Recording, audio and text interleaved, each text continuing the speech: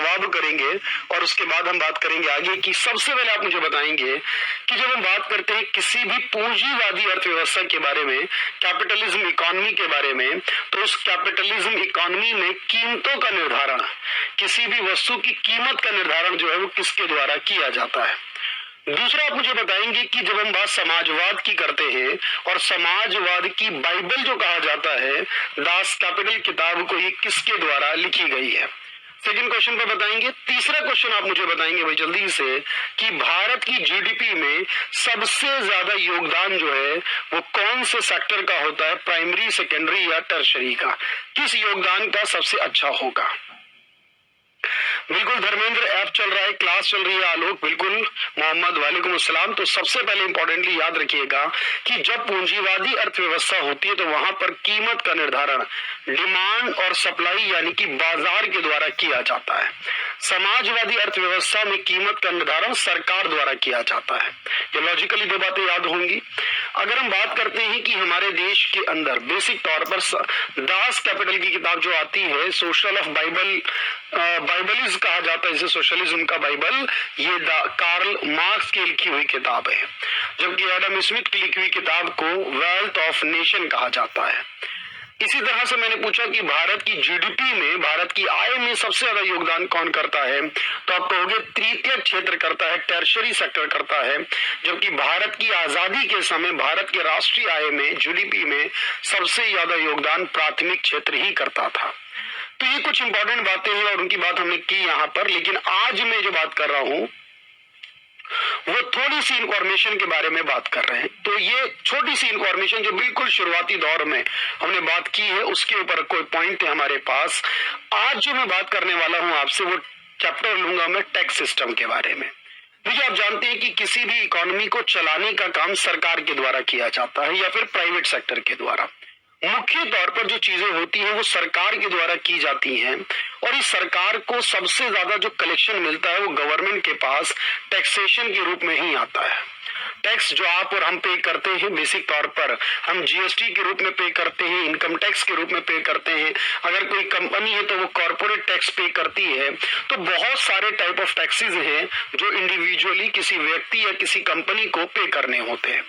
लेकिन ये सारी बातें जब हम करते हैं कि टैक्स किस तरह से लिया जाता है, टैक्स कौन सी सरकार ले सकती है, टैक्स लेने के लिए क्या क्या प्रिंसिपल्स, क्या प्रावधान होने चाहिए, सबसे ज्यादा कलेक्शन जो आता है वो कौन से टैक्स से आता है, इन सबको हम इस चैप्टर में डिस्कस करने वाले हैं। तो थोड़ा सा पेशेंस रखिएगा। बस मेरी क्लास के अंदर एक ही चीज मैं कहूंगा आपसे, क्योंकि आप जो कुछ पूछने वाले हो, जो कुछ आपके माइंड में चल रहा है इस चैप्टर को लेकर, वो सब कुछ ऑटोमेटिकली क्लियर हो जाएगा।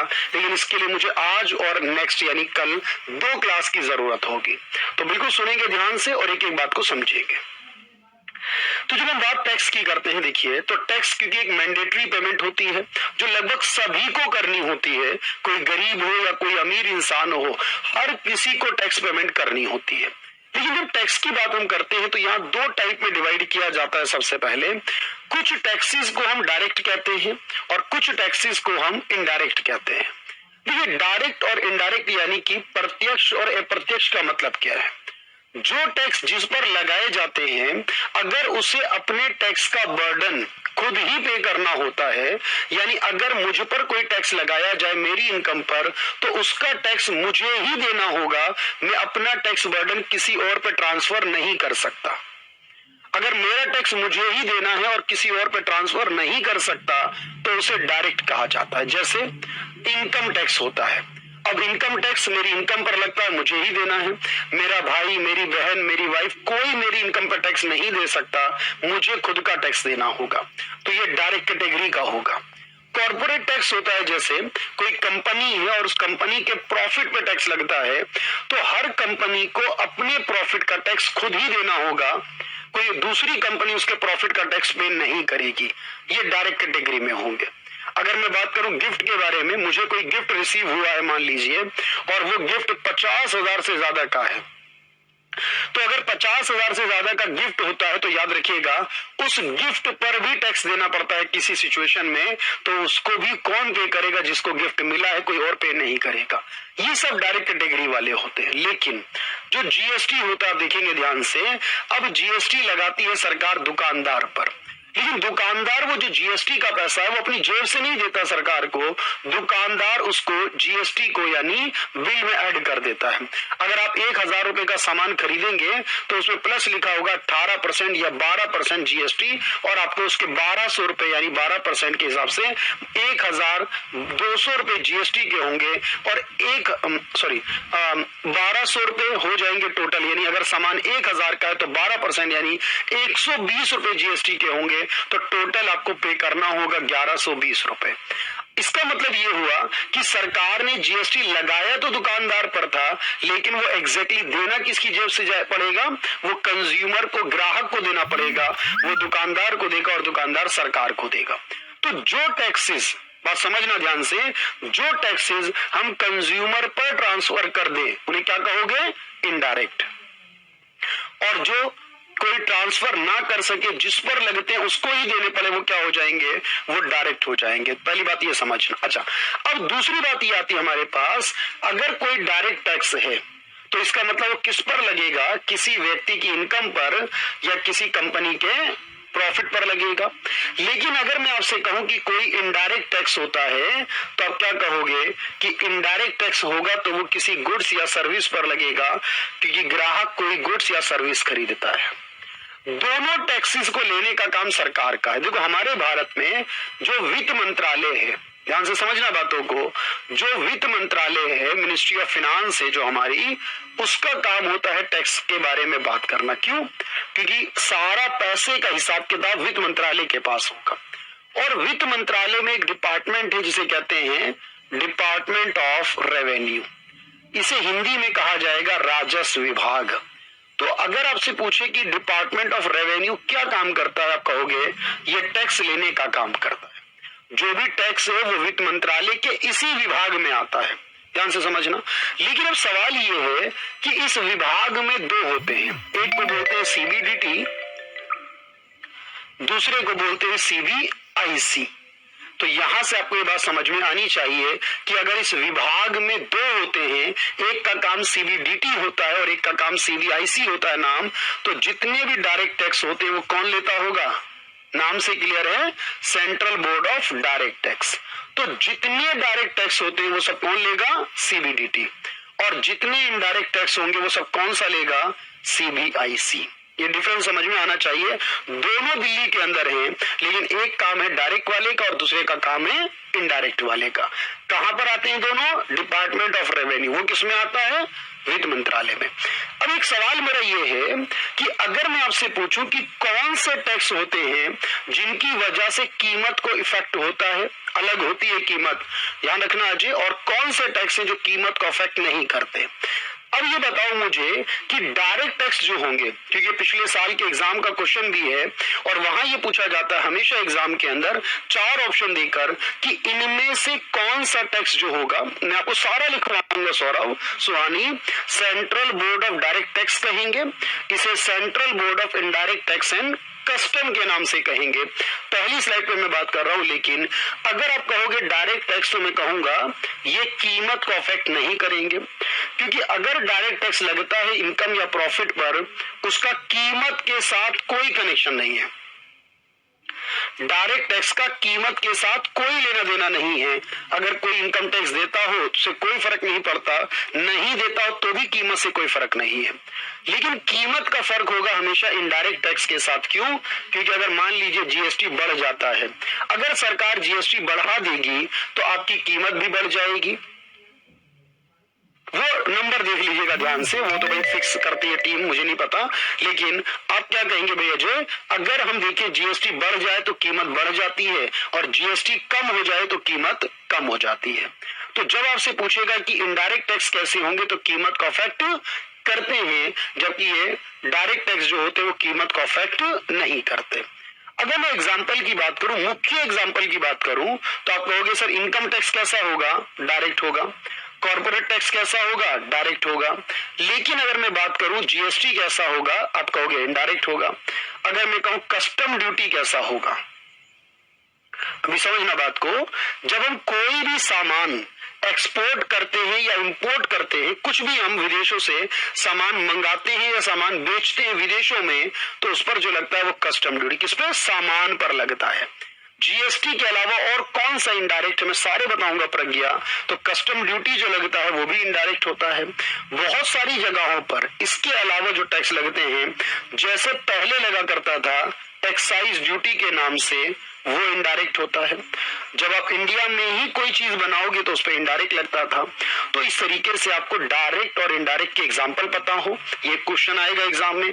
कौन सा कीमत को अफेक्ट करता है, कौन सा नहीं करता, ये क्वेश्चन आ सकता है। सीबीडीटी क्या करता है? डायरेक्ट टैक्स लेने का काम करता है। सीबीआईसी क्या करता है? इनडायरेक्ट टैक्स लेने का काम करता है। डायरेक्ट टैक्स किस पर लगते हैं? इनकम या प्रॉफिट पर लगते हैं। इनडायरेक्ट किस पर लगते हैं? गुड्स या सर्विस पर लगते हैं। गिफ्ट टैक्स कैसा होगा आप मुझे बताइएगा। बिल्कुल भाई बिल्कुल आएगा महराज, बिल्कुल कवर करेंगे हम कॉन्सेप्ट को। रेपो और रिवर्स रेपो मॉनेटरी पॉलिसी के नाम से आता है। वहां पर महराज देखिएगा ध्यान से, मॉनेटरी पॉलिसी के नाम से जब हम डिस्कस करते हैं तब वहां पर रेपो रिवर्स रेपो भी आएगा। इंतजार कर लीजिए थोड़ा सा। तो अल्टीमेट पहले मुझे बताइए कि सारी जानकारियां आपके पास समझ में आ गई है, तो एक बार जल्दी से यस का कमेंट कर दीजिए। कैसे लिखना है वो मैं आपको लिखवाऊंगा। गिफ्ट टैक्स कैसा होगा देखो मैं बताऊं। जब आपको गिफ्ट पर टैक्स मिलेगा तो वो भी डायरेक्ट होगा। क्यों? जिसको गिफ्ट मिलता है, मैं एक एग्जांपल देके समझाता हूं। सचिन तेंदुलकर को, बहुत ध्यान से सुनना, सचिन तेंदुलकर को माइकल शुमाकर ने, माइकल शुमाकर जानते हैं बहुत बड़े प्लेयर ही है, स्पोर्ट्स प्लेयर हैं, और माइकल शुमाकर ने 5 करोड़ की फरारी गिफ्ट की थी सचिन तेंदुलकर को। अब सचिन तेंदुलकर को 5 करोड़ की फरारी यानी गिफ्ट पर सरकार को टैक्स देना पड़ेगा। क्यों? क्योंकि ये 50,000 से ऊपर की है, इसलिए गिफ्ट दिया पर भी टैक्स लगेगा। गिफ्ट रिसीव करने वाले को टैक्स भरना पड़ेगा। तो जिस गिफ्ट यानी एक इनकम हो गई और इनकम पर टैक्स लगता है, तो ये कैसा हो जाएगा? डायरेक्ट हो जाएगा। पूरी बात समझना है और मेरे साथ, क्योंकि मैं लिखने पर, क्योंकि मैं जितनी देर में लिखता हूं उतनी देर में आप लिख लोगे तो ज्यादा आसानी से चीजें कर लोगे। ठीक है, मैं आपको मुख्य बातों को लिखवाता रहूंगा, लेकिन मेन फोकस हमारा समझने को लेकर होगा। अगर आपको बात पूरी तरह समझ आ जाती है फिर कोई दिक्कत नहीं है भाई।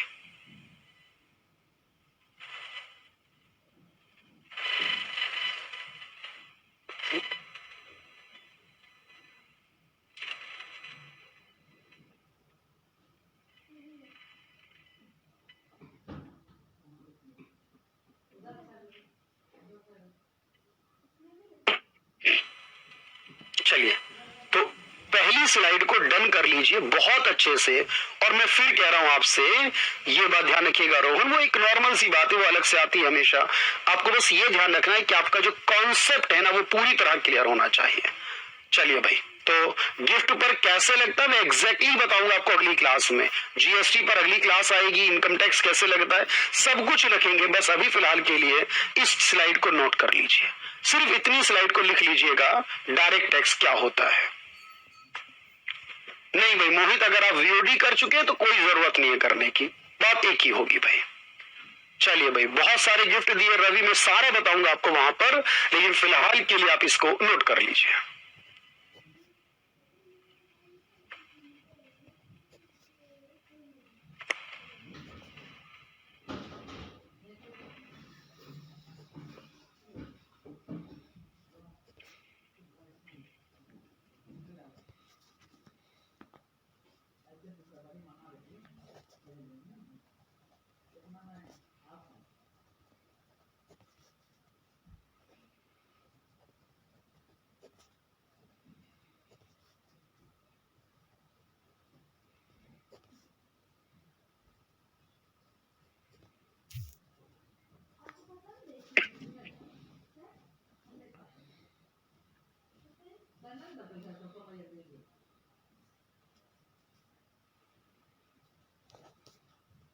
कंप्लीट करेंगे इसे और सारे एग्जाम्पल्स लिखेंगे।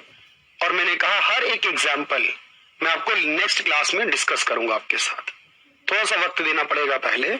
तो डायरेक्ट टैक्स जो होंगे, it can not be transfer on others, किसी अन्य पर ट्रांसफर नहीं होते। इट इम्पोज्ड ऑन इनकम या प्रॉफिट, ये आय पर या लाभ पर लगाए जाते हैं। It collected by CBDT under department of revenue under ministry of finance. मैंने बताया कि ये वित्त मंत्रालय के राजस्व विभाग के CBDT द्वारा लिए जाते हैं, जिसका मतलब है central board of direct tax.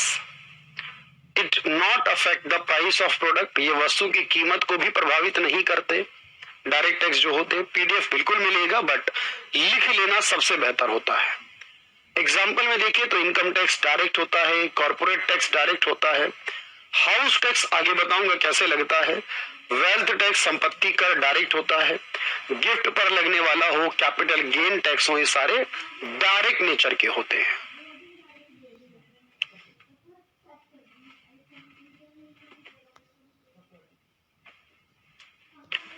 Done 1 का कमेंट कर देंगे इसे लिखने के बाद।